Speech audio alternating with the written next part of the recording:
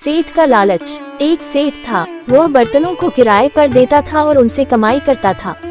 एक बार किसी को किराए पर बर्तन दिए, वह इंसान उससे बर्तन ले गया और किराया दे गया, लेकिन जब उसने बर्तन वापस लौटाए तो 2-3 बर्तन उसे फालतू दे दिए।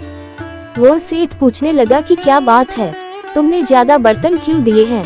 वह आदमी कहने लगा कि आपने जो बर्तन दिए थे, ये बर्तन उसकी संतानें हैं, इसलिए इन्हें भी आप संभाल लीजिए। वह सेठ बड़ा खुश हुआ कि यह अच्छा ग्राहक है, ये तो मुझे बहुत फायदा देगा, किराया तो मुझे मिलेगा ही, साथ में फालतू बर्तन भी मिलेंगे। इस तरह चंद दिन बीते, वही आदमी फिर आ गया। लौटते समय फिर थोड़े बर्तन ज्यादा कर दिए और वही बात कही कि बर्तनों की संतान हुई है। सेठ बड़ा खुश हुआ, चुपचाप सब बर्तन रख लिए। 1 महीने का समय डालकर वह आदमी सेठ के पास फिर गया और कहने लगा कि मेरे यहाँ कुछ खास मेहमान आने वाले हैं, अतः कृपा करके आपके पास जो चांदी के बर्तन हैं, वे मुझे दे दीजिए। पहले तो सेठ कुछ सोच में पड़ा, फिर सोचा कि मैंने पहले जितने बर्तन दिए उनसे ज्यादा मुझे हासिल हुए, इस बार कुछ चांदी के बर्तन ज्यादा मिलेंगे। इसी तरह सोचकर उसने बर्तन दे दिए।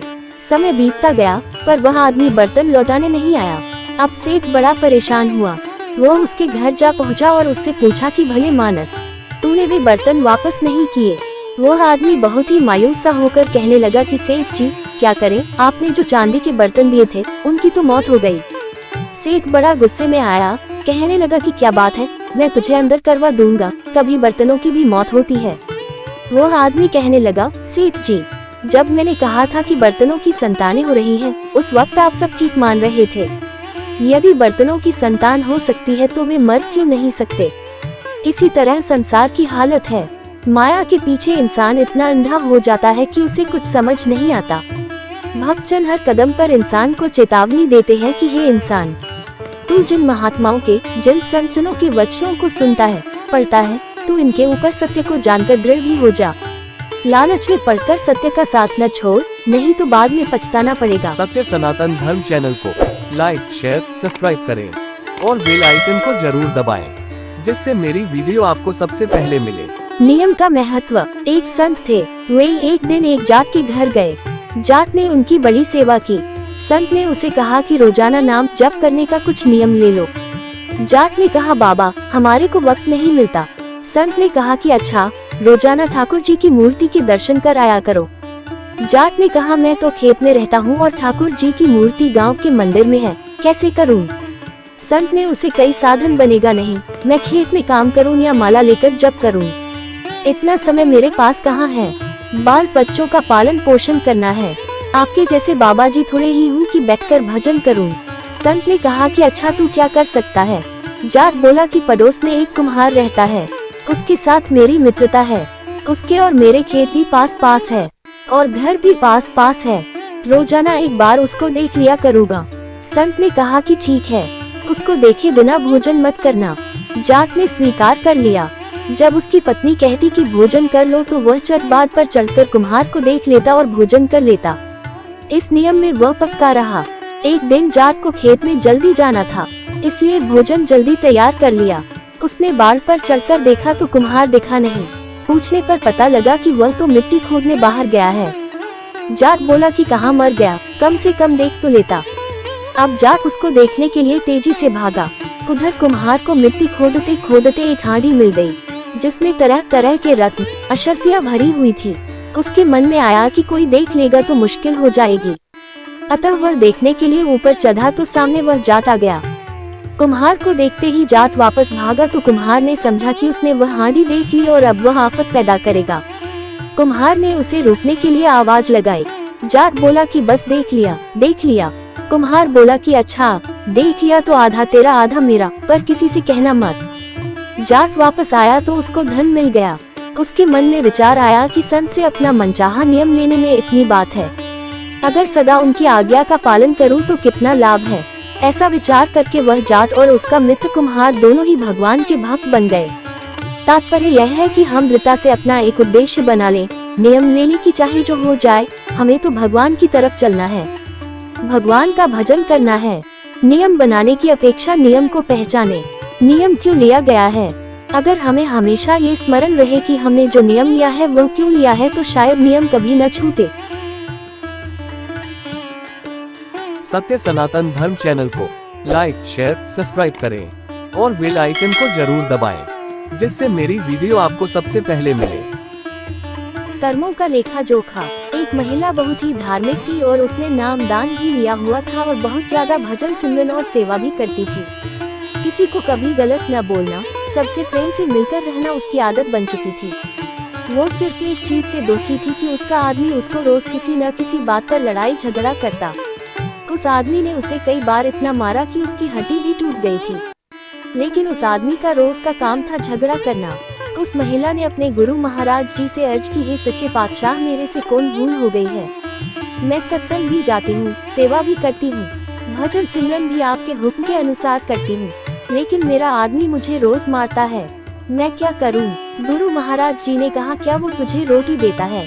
बीवी ने कहा, हाँ जी देता। तो महाराज जी ने कहा, फिर ठीक है, तुम अपने घर जाओ। बीवी बहुत निराश हुई कि महाराज जी ने कहा ठीक है। वो घर आ गई, लेकिन उसके पति के स्वभाव वैसे का वैसा रहा। वो रोज लड़ाई झगड़ा करते रहा।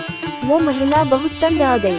कुछ 1 साल गुजरे, फिर गुरु महाराज जी के पास गई कि वो मुझे अभी भी मारता है, मेरी हाथ की हड्डी भी टूट गई है, मेरा कसूर क्या है? मैं सेवा भी करती हूँ, सिमरन भी करती हूँ, फिर भी मुझे जिंदगी में सुख क्यों नहीं मिल रहा? गुरु महाराज जी ने फिर कहा, वो तुझे रोटी देता है? उसने कहा, हाँ जी देता है। महाराज जी ने कहा, फिर ठीक है। फिर इस बार वो महिला जोर जोर से रोने लगी और बोली कि महाराज जी, मुझे मेरा कसूर तो बता दो।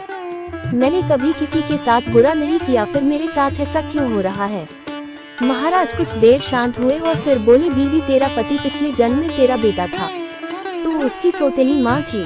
तू रोज उसको सुबह शाम मारती रहती थी और उसको कई कई दिन तक भूखा रखती थी। शुक्र मना के इस जन्म में वो तुझे रोटी तो दे रहा है।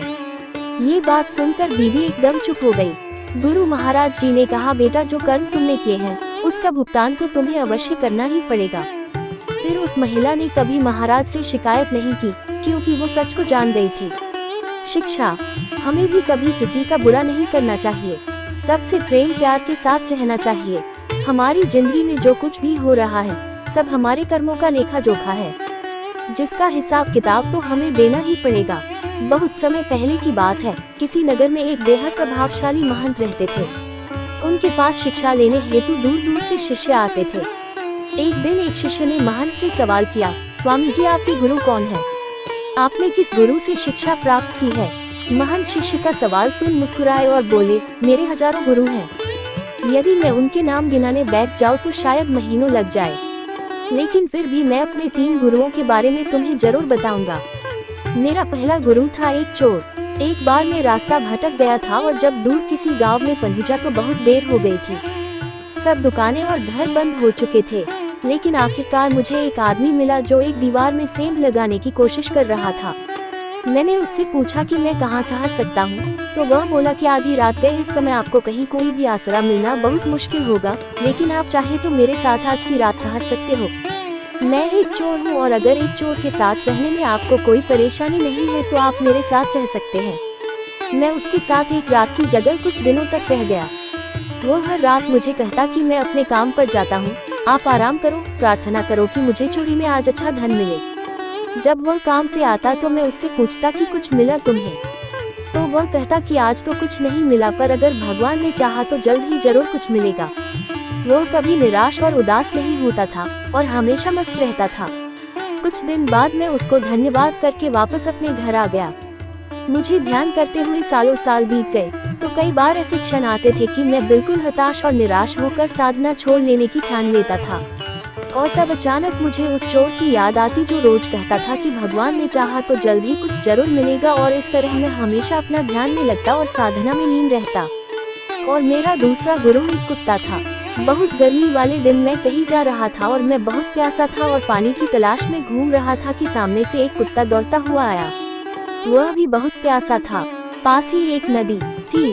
उस कुत्ते ने आगे जाकर नदी में झांका तो उसे एक और कुत्ता पानी में नजर आया जो कि उसकी अपनी ही परछाई थी। कुत्ता उसे देख डर गया।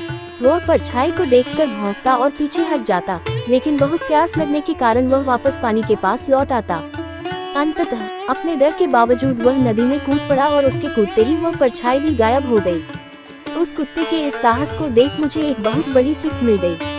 अपने डर के बावजूद व्यक्ति को छलांग लगा लेनी होती है। सफलता उसे ही मिलती है जो व्यक्ति डर का साहस से मुकाबला करता है। मेरा तीसरा गुरु एक छोटा बच्चा है। मैं एक गांव से गुजर रहा था कि मैंने देखा एक छोटा बच्चा एक जलती हुई मोमबत्ती पास के किसी मंदिर में रखने जा रहा था। मजाक में ही मैंने उससे पूछा कि क्या यह मोमबत्ती तुमने जलाई है? वह बोला, जी मैंने ही जलाई है। तो मैंने उससे कहा कि एक क्षण था जब यह मोमबत्ती बुझी हुई थी और फिर एक क्षण आया जब यह मोमबत्ती जल गई। क्या तुम मुझे वह स्रोत दिखा सकते हो जहाँ से वह ज्योति आई? वह बच्चा हंसा और मोमबत्ती को फूंक भी मारकर बुझाते हुए बोला, अब आपने ज्योति को जाते हुए देखा है। कहाँ गई वह? आप ही मुझे बताए। मेरा अहंकार चकनाचूर हो गया, मेरा ज्ञान जाता रहा और उस क्षण मुझे अपनी ही मूर्खता का एहसास हुआ। तब से मैंने कोरे ज्ञान से हाथ धोने धारण तब हुआ जब मैंने इसे बांटना शुरू किया। हर समय हर ओर से सीखने को तैयार रहना। कभी किसी की बात का बुरा नहीं मानना चाहिए। किसी भी इंसान की कही हुई बात को ठंडे दिमाग से एकांत में बैठकर सोचना चाहिए कि उसने क्या कहा और क्यों कहा, तब उसकी कही बातों से अपनी की हुई गलतियों को समझे और अपनी कमियों को दूर करें। जीवन का हर क्षण हमें कुछ न कुछ सीखने का मौका देता है। हमें जीवन में हमेशा एक शिष्य बनकर अच्छी बातों को सीखते रहना चाहिए। ये जीवन हमें आए दिन किसी न किसी रूप में किसी गुरु से मिलाता रहता है। ये हम पर निर्भर करता है कि क्या हम उस महंत की तरह एक शिष्य बनकर उस गुरु से मिलने वाली शिक्षा को ग्रहण कर पा रहे हैं कि नहीं।